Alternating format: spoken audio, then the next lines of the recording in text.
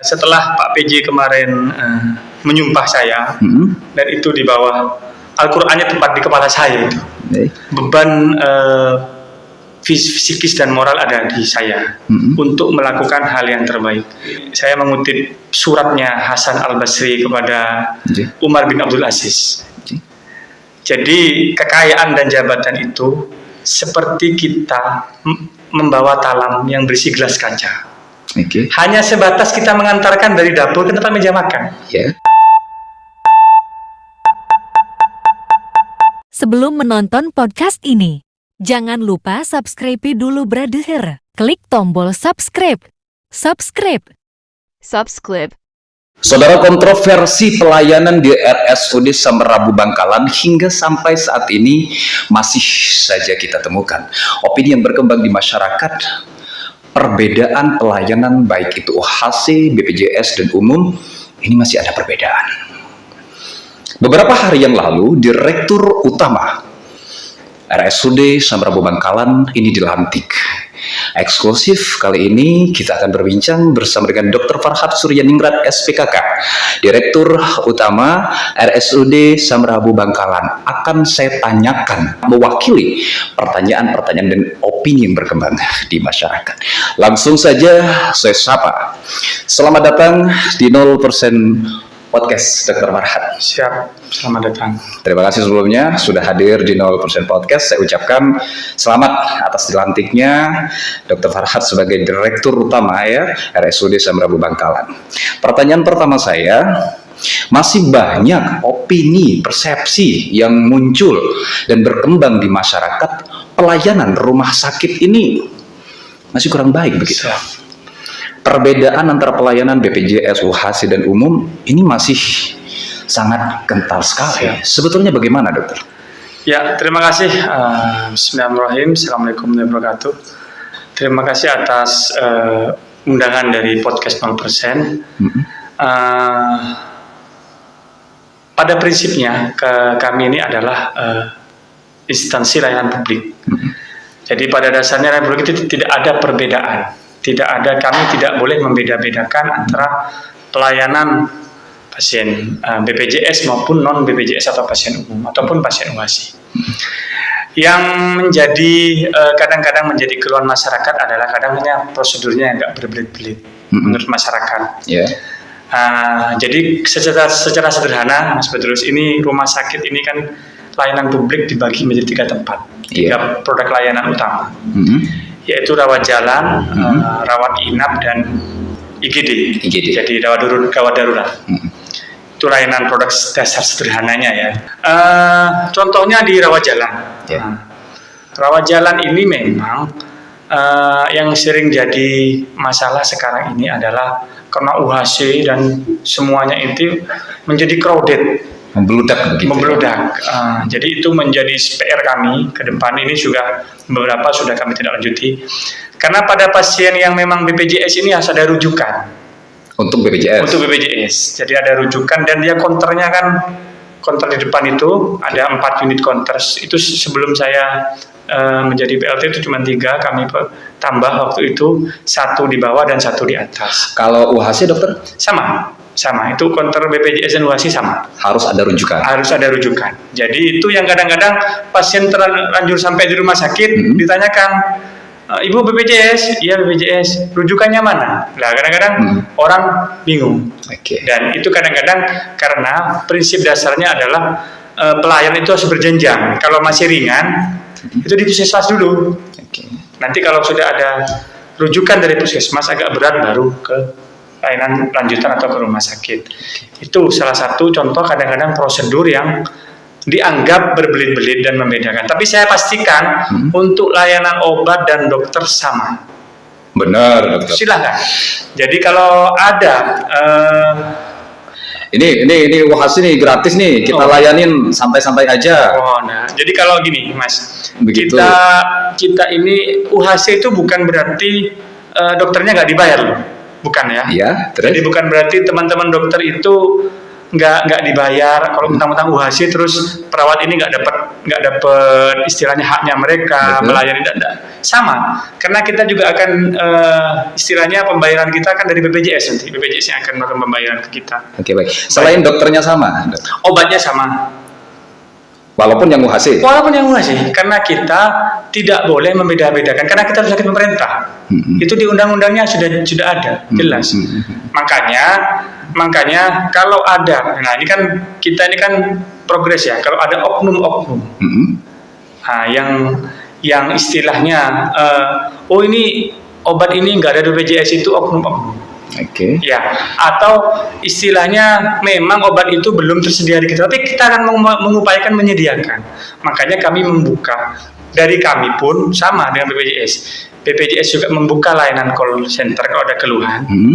Kami pun dari rumah sakit juga membuka layanan call center dan unit pengaduan. Jadi kalau kemarin kita juga ada masalah tentang ada komplain dari masyarakat masalah obat. Banyak kurang, kita tidak lanjuti karena kan pelayanan ini kan sifatnya kan ada urgensi, ada sifat mendadak juga. Jadi kalau kita belum menyediakan, kita wajib menyediakan. Kan nggak semua, kadang-kadang kita obat A tiba-tiba dari order belum datang, itu nanti kita info, harus itu. Kalau dokter sama obatnya sama, tidak ada perbedaan dalam pelayanan. Terus yang beda ini di mana? Yang beda kalau rawat inap. Kalau rawat inap, kalau dia umum kan otomatis dia dengan pelayanan rawat inap. Contohnya penunggunya juga dapat. Dari sisi makanan misalnya, penunggunya dapat makan. Terus ruangannya mungkin satu kamar isi 1 atau isi 2. Nah, ketika UHC ini berbeda. UHC ya itu isi. Ya wajar kalau soal itu. Jadi isi 6 atau isi 4. Masa UHC dan umum? Ini kamar. Gitu, tapi dari obat dan layanan tidak ada perbedaan. Jadi tidak benar ya kalau ada yang mengatakan UHC ini obatnya dikasih obat yang kelas nomor 2 misalkan. Nggak ada, Mas. Nggak ada ya? Nggak ada. Jadi obat yang penting kita sesuai dengan formularium nasional. Oke, baik. Terkait dengan pelayanan, saya tertarik tadi di gawat darurat. Ya. Nah, kita melihat sejak UHC ini diberlakukan di Kabupaten Bangkalan, pasien ini membeludak begitu, dokter. Pertanyaan saya, ada yang masuk IGD malam. Ya. Ini baru diproses pagi atau sore. Itu sebetulnya bagaimana? Apakah ruangannya yang kurang atau pelayanan? Di UGD pasien masuk itu harus kita bedakan. Itu P1, P2 atau P3. Itu tergantung tingkat kegawatannya. Kalau P1 itu berarti dia perlu pengawasan khusus. Jadi istilahnya itu contohnya perlu ventilator, perlu oksigen sentral yang khusus, perlu pengawasan yang ketat. Itu kalau pasien ada di situ, tapi ICU-nya masih penuh, tidak bisa kita pindah ke ruangan biasa. Bisa 2 hari, 3 hari di UGD. Karena penuh? Karena ICU, karena dia maunya ruangan ICU.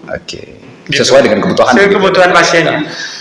Kalau pasien ini yang ringan, tidak perlu pengawasan lebih lanjut, pas ruangannya ada, ya langsung mungkin 6 jam, 4 jam, dia bisa bergeser, asal obat-obat masuk. Ini yang menjadi, terus terang menjadi PR kita juga, karena memang BOR itu kita itu lebih dari 90%. BOR itu adalah tingkat keterisian rumah sakit. Jadi kita kan bed ini kurang lebih ada 350, Mas Petrus. Ini sekarang UGD ini 1 hari pasien bisa 100. Jadi yang harus pulang harus 100 kan?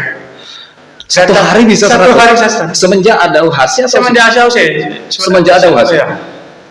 Dan ini konstan terus. Jadi memang saya mohon waktu ke masyarakat Bangkalan. Kita lagi sudah koordinasi dengan Pak PJ Bupati, dengan Pak Sekda semua. Kita rencana akan membangun sebuah gedung baru di belakang. Sebentar dokter. Ini kan menarik dan menjadi pertanyaan bagi saya, dokter. Kenapa dulu sebelum ada UHC pasiennya ini tidak sebanyak setelah ada UHC? Apakah masyarakat ini dikit-dikit sakit mau ke rumah sakit ini gratis? Awal-awal ada fenomena itu. Awal-awal ada fenomena itu. Flu dikit ke rumah sakit. Awal-awal ada fenomena itu. Setelah COVID, orang tidak takut COVID lagi, dan UHC dikit-dikit periksa awal-awal. Tapi sekarang tren akhir-akhir ini, yang pertama adalah memang satu, karena adanya UHC, orang itu nggak takut memikirkan biaya. Jadi dan yang sakit parah juga banyak sebenarnya. Tapi sekarang sakit itu sudahlah, ayo berobat. Itu satu. Yang kedua, dulu itu banyak pasien kita lari ke seberang lah misalnya. Sekarang saya lihat itu sudah mulai banyak percaya di kita. Rumah sakit kabupaten tetangga juga sudah mulai percaya. Jadi mereka sudah gratis. Jadi kalau sakit memang langsung ke rumah sakit. Dan memang banyak yang juga yang sakitnya parah sebenarnya. Mereka dulu takut aja berobat, takut mikirkan biaya.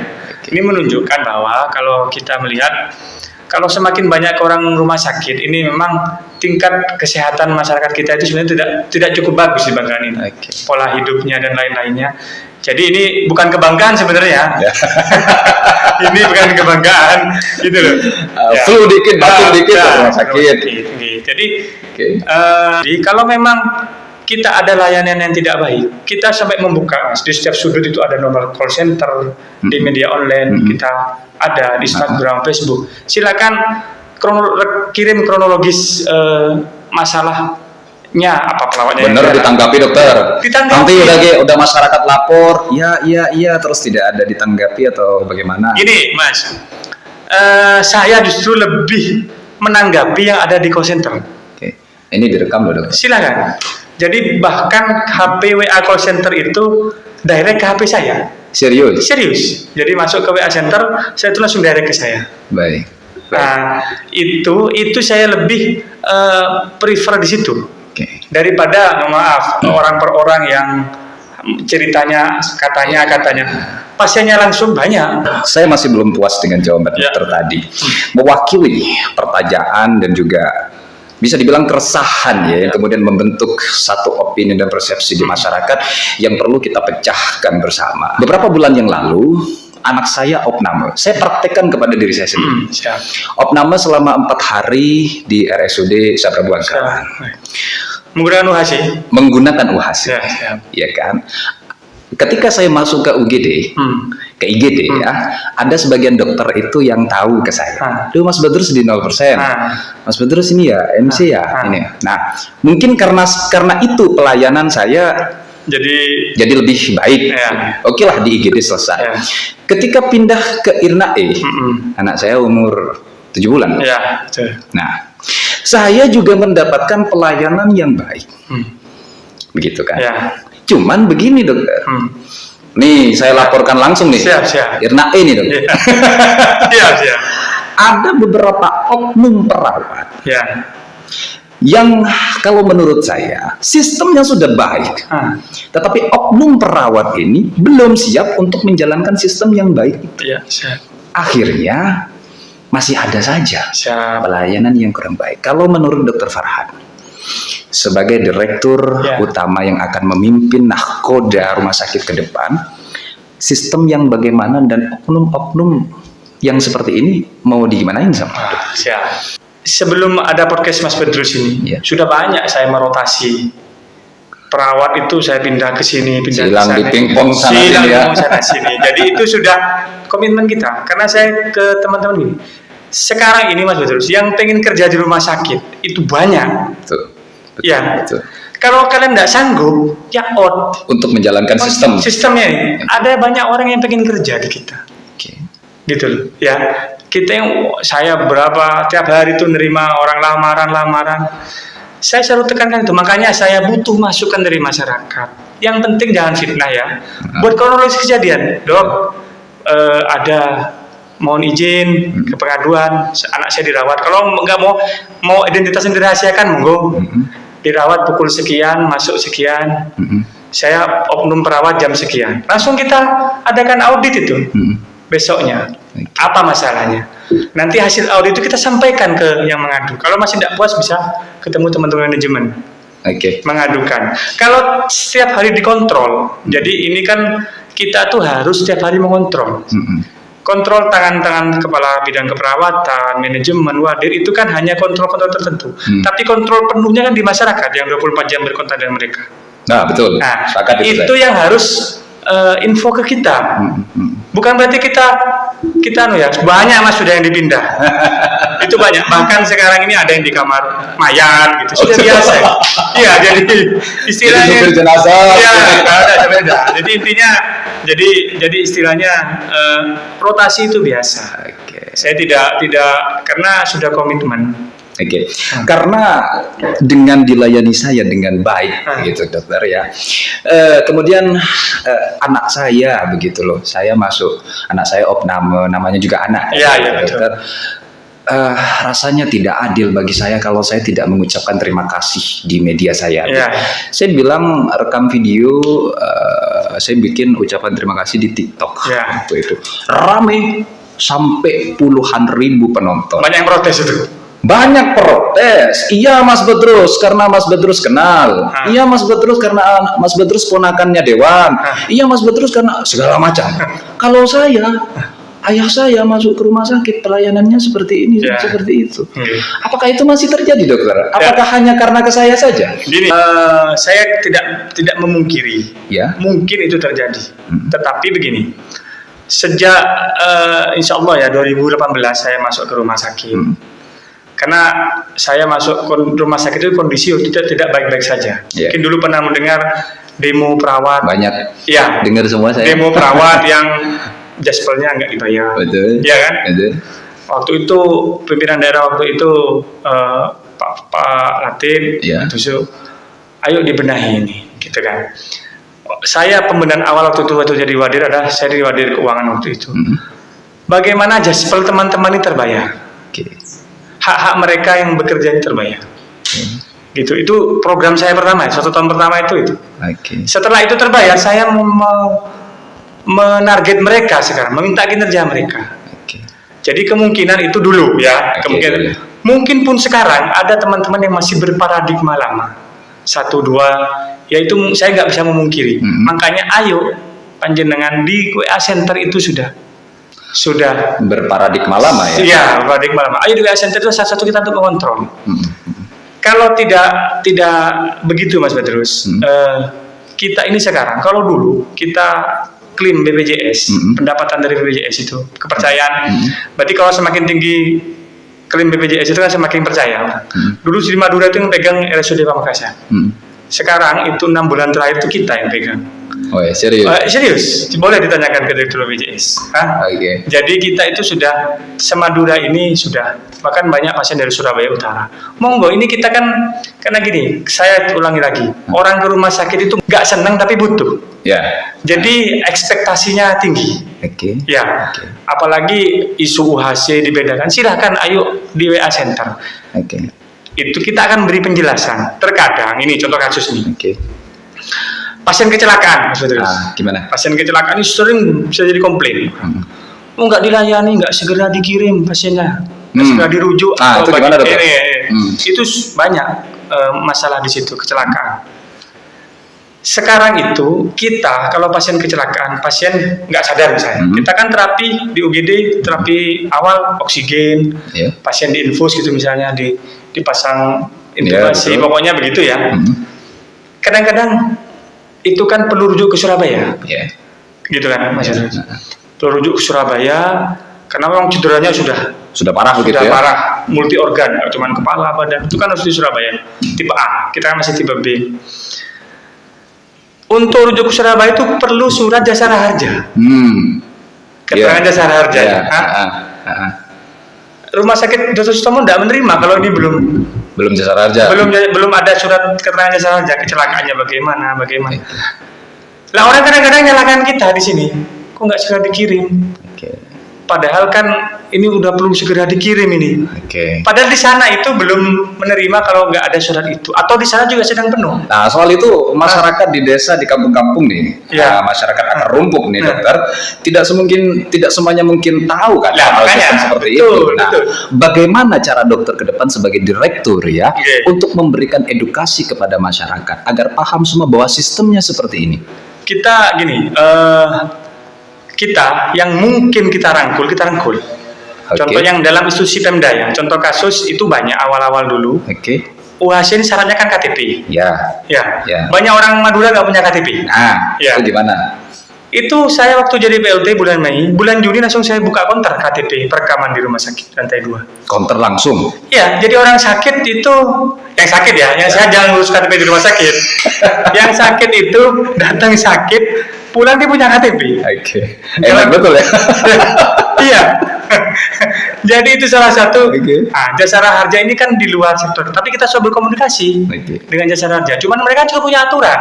Kalau nggak ada helm, kecelakaannya nggak punya SIM, ya suratnya nggak keluar. Kan begitu mas. Ada aturan-aturan yang mereka di luar jangkauan kita, gitu loh. Dan masyarakat kita kan sebenarnya tahu. Gitu baik. loh. Baik, Dr. Farhad, yang ingin saya tanyakan berikutnya dan mungkin ini jadi pertanyaan seluruh lapisan masyarakat Ya. Bangkalan. Ya. Penting untuk disampaikan dan penting untuk kita dengarkan bersama. Mau dibawa kemana dan bagaimana wajah RSUD Samrabu Bangkalan di bawah komando kepemimpinan Dr. Farhad? Siap. Jadi gini, setelah Pak PJ kemarin menyumpah saya, dan itu di bawah Al-Qur'annya tepat di kepala saya itu. Itu beban fisikis dan moral ada di saya untuk melakukan hal yang terbaik. Kalau kata ya mas, sedikit ya. Jadi saya mengutip suratnya Hasan Al-Basri kepada Umar bin Abdul Aziz. Jadi kekayaan dan jabatan itu seperti kita membawa talam yang berisi gelas kaca. Hanya sebatas kita mengantarkan dari dapur ke tempat meja makan. Jadi kita selamat mengantarkan gelas kaca ini. Jadi jabatan itu talamnya, gelas kaca itu jabatannya dan harta. Dari dapur sampai ke meja makan.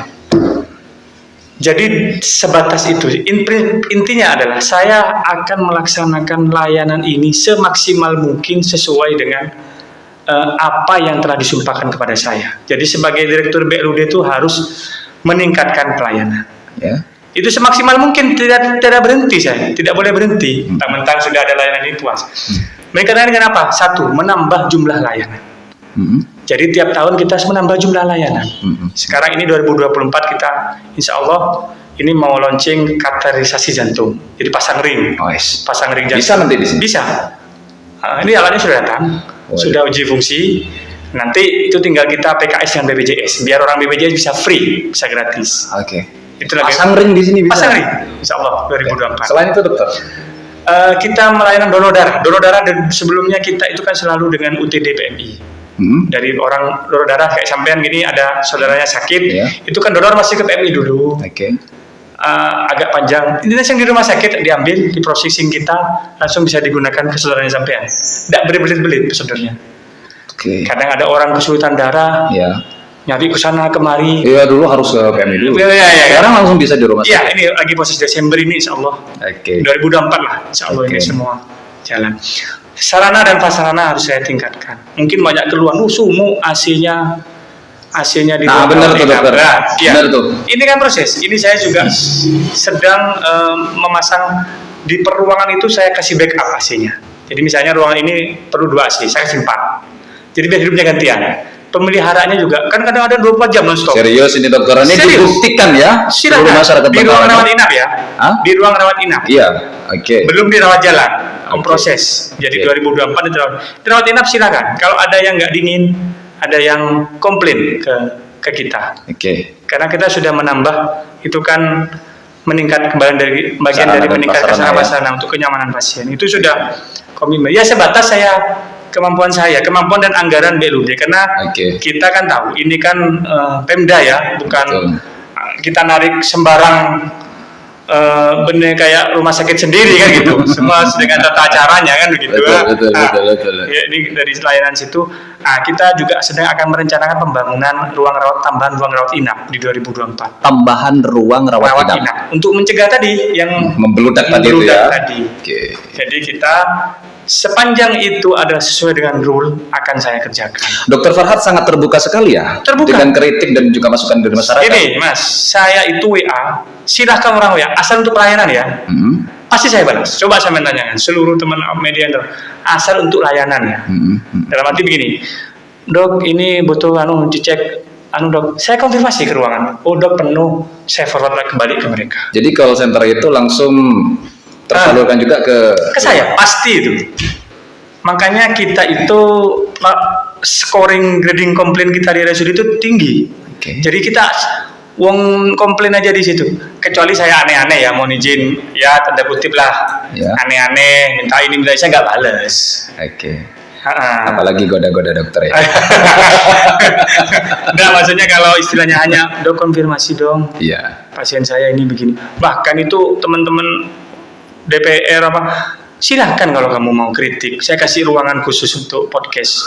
Oke, jadi masyarakat Bangkalan, masyarakat akar rumput sekalipun, ini bisa menyuarakan kritikan dan keluhannya. Misalkan silakan. ada oknum dokter ataupun oknum perawat Ya, yang tidak patuh terhadap sistem yang dibuat. siap.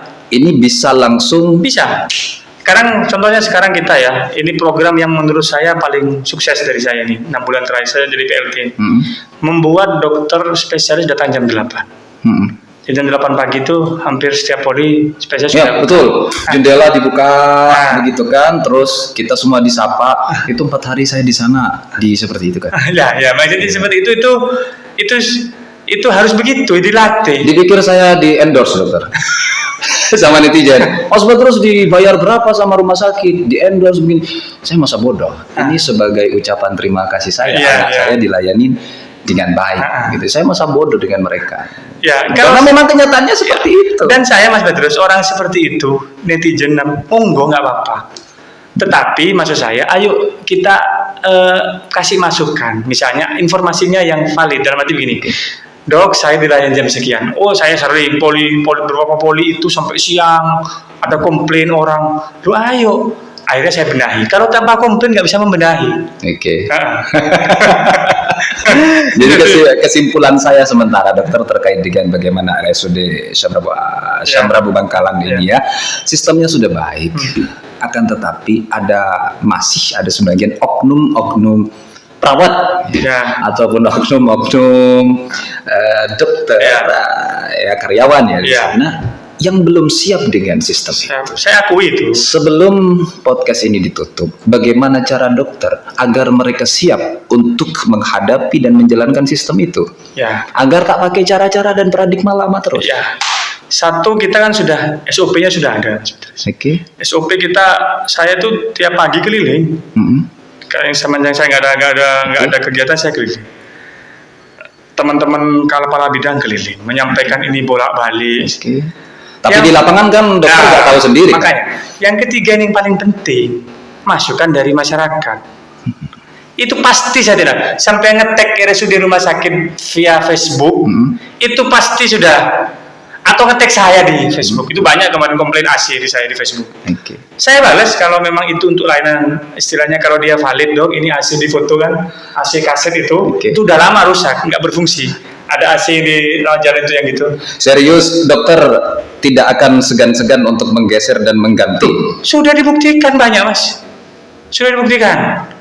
Banyak kita menggeser. Nanti dilaporkan udah nyata-nyata ini sudah tidak siap dengan sistemnya, pas nggak diganti. Saya jangan ya. Ini dokter loh. Iya. Ada oknum dokter, saya nggak bisa buka di sini. Iya. Jadi oknum dokter ini spesialis loh ini. Iya. Ya, spesialis. Ada miss lah. Iya. Ya, ada miss begitu. Saya nonjobkan dia sampai sekarang. Dokter itu ya? Dokter. Apalagi perawat ya? Dokter ya. Sampai mohon maaf bawa tokoh bawa ini ke saya. Saya bilang ke tokohnya waktu itu, saya butuh anak ini pak. Sampai ndak usah ke saya butuh. Dia punya ilmu, dia punya keahlian. Saya butuh anak ini. Jadi. Tetapi kalau dia saat mau mengerjakan tindakan ke pasien, tiba-tiba nggak bisa dihubungi, pasien udah ready. Kalau itu keluarganya sampean bagaimana? Langsung diem ya tokoh-tokoh. Jadi siapapun karyawan, dokter maupun perawat yang tidak patuh terhadap sistem kalau yang nggak bisa dibina dulu tidak bisa dibina dulu akan dikat. Sudah banyak saya ini. Kalau ini saya sepakat. sudah banyak. Dan saya jadi seperti ini lo kelebur aja Madura. Oke. Saya dengan pola dan Pak PJ, Pak Bupati sebelumnya semua itu support ke kita. Nggak pernah diganggu rumah sakit ini. Gitu loh, kan? Oke. Itu layanan nggak pernah diganggu hal-hal yang aneh. Baik. Gitu loh. Jadi kalau istilahnya apalagi Pak PJ ini sudah jelas. Iya. Beliau udah zero semua enak kita kerja ini. Iya. Jadi sudah jelas kalau kita saya nggak jadi ini pun nggak masalah saya. Gitu. Oke, baik Dokter Farhad. Terakhir sebelum kita tutup podcast ini, saya ingin meminta dokter ya untuk menyampaikan closing statement nih. Apa yang penting didengarkan oleh seluruh masyarakat Bangkalan terkait dengan RSUD Samarabu Bangkalan ke depan? Silakan. Jadi untuk masyarakat Bangkalan, terima kasih atas kesempatannya dan atas istilahnya kritikannya yang selama ini untuk rumah sakit. Kami Rumah Sakit Bangkalan selalu bersedia open segala macam kritikan, masukan dan istilahnya masukan yang konstruktif ya. Dan kami pingin masyarakat itu, mohon izin untuk para netizen Bangkalan, silahkan, tapi jangan katanya-katanya. Jam berapa, data juga apa. ya. Jadi itu yang kami harapkan, dan ini rumah sakit punya masyarakat Bangkalan juga, bukan punya saya, bukan punya orang dalam rumah sakit. Semakin baiknya rumah sakit juga, semakin baiknya masyarakat Bangkalan. Jadi apapun yang terjadi di rumah sakit, jelek buruknya itu akan kembali ke masyarakat. Jadi kami siap, kami di sini hanya pelayan, hanya pembawa nampan. jadi nampan itu bisa diserahkan kapan saja. Baik. Dan membawa gelas dengan selamat. Baik. Baik, Dr. Farhad Suryanirat, SPKK Direktur RSUD Samarabu Bangkalan. Terima kasih nih sudah hadir di 0% Podcast, dan semoga ini dapat menjadi jawaban ya, sekaligus edukasi terhadap seluruh masyarakat Bangkalan yang mungkin masih banyak sekali yang belum tahu dengan sistemnya seperti ini, sudah dapat terjawab dan direkam, diingat-ingat. Putar kembali podcast ini apabila yang dikatakan oleh Dr. Farhad ini tidak sesuai dengan apa yang ditemukan oleh masyarakat di RSUD dong. Siap. Nah, iya dong. Kita juga berhak dong. Oh siap. Ya kan? Jadi begini, yang penting itu gini Mas, jangan istilahnya gini. Misalnya ada tadi kasus kejadian udah gede lama 2 jam, kasih waktu kita untuk mengecek, klarifikasi. Oh ini loh, putranya ibu adalah kasus begini. Okay. Jadi kita menunggu jawaban dari rumah sakit lain atau kita menunggu ICU. Jadi kita kasih waktu kita klarifikasi. Itu seandainya terbukti dokter, nih saya masih penasaran aja. Iya, silakan. Seandainya terbukti si A masuk umum, si B masuk UHC atau BPJS, kemudian dia beli obat dengan penyakit yang sama, akhirnya sama obatnya nih. Nah, penyakit jantung misalnya. Nah, obatnya ternyata untuk yang UHC ini dapat yang kualitas nomor 2 misalkan. Dan itu terbukti. Selama ini kan belum ada bukti, dokter. Kalau obatnya dibedakan misalkan. Silakan dilaporkan itu, difoto, laporkan ke kita. Pasti kita lanjuti. Dokternya kita audit, kenapa alasan kamu memberi pasien ini. Pasien apa? Kan ada alasannya nanti. Nah, jadi kan itu kan dengan kita mengaudit otomatis mereka akan terkontrol. Saya hanya memastikan aja dokter. Siap. Bahwa saudara-saudara kita yang UHC yang kurang mampu ini juga mendapatkan pelayanan yang sama. Ya, betul. Di RSUD Samarabu. Tapi begini Mas, harus diketahui ya, kita berpacu pada standar formularium terapi nasional kan begitu. Nah, itu apalagi jangan bilang maksudnya begini. Contohnya gini, obat stamina, pembuat stamina gitu. Itu kan bukan orang sakit. Nah, dia kan nggak ada di BPJS. Jangan orang minta obat untuk stamina gitu ya. Nanti itu kan nggak bisa dong. Jadi memang obat yang memang untuk penyakit, bukan untuk Oke non, sampean dok saya minta obat untuk stamina. Tapi kan memang nggak ada itu, gitu loh. Jadi kan bukan penyakit gitu loh. Apalagi stamina Untuk kecantikan misalnya, dok saya pengen flat hitam ini nggak bisa, gitu loh. apalagi stamina untuk suami istri ya. Dok? Nah, itu kan nggak ada. Jangan istilahnya di luar konteks penyakit gitu loh. Baik. Kadang-kadang orang di sini kan, wah, buat stamina ini bisa diklaim nggak? Gitu. Oke, baik, luar biasa sekali Dr. Farhat. Kesimpulan saya ya, sebetulnya presenter ini tidak berhak untuk menyimpulkan. Yang menyimpulkan itu adalah pemirsa. Akan tapi di sini sedikit kesimpulan saya bahwa yang disampaikan oleh Dr. Farhat ini tidak ada perbedaan pelayanan antara BPJS, OHC dan umum. Obat dan dokternya sama, yang beda hanya tempat untuk rawat inap. Yang kedua, perbedaannya ketika rawat jalan ini juga harus ada rujukan. Ya, betul. Itu aja ini. Ya. Dan ke depan Dr. Farhat ini akan mewujudkan sistem yang baik. Siapapun yang tidak tunduk terhadap sistem yang baik ini, yang sudah dibangun ini, Ya. tidak akan segan-segan juga akan Pasti. di pingpong sana sini ya. Pasti. Oke. Itu sudah saya lakukan sebenarnya. Terima kasih Dr. Farhat sudah hadir di 0% Podcast. Kalau nanti ada hal-hal yang perlu ditanggapi oleh Dr. Farhat, berkenan ya untuk berbincang lagi di 0% Podcast. Terima kasih, sehat, sukses dan murah rezeki selalu Dr. Amin. Terima kasih sudah hadir di 0%. Siap.